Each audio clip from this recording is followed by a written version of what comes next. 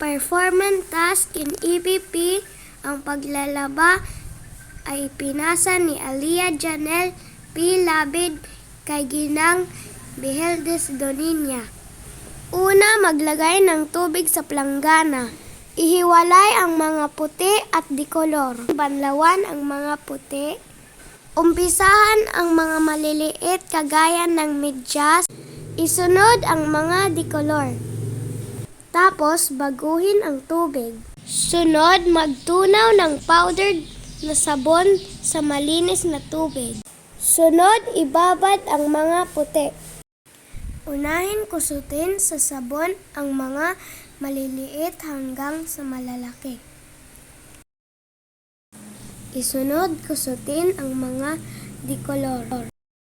Tapos banlawan ng malinis na tubig ang mga labahan, umpisa sa mga puti hanggang sa dikolor.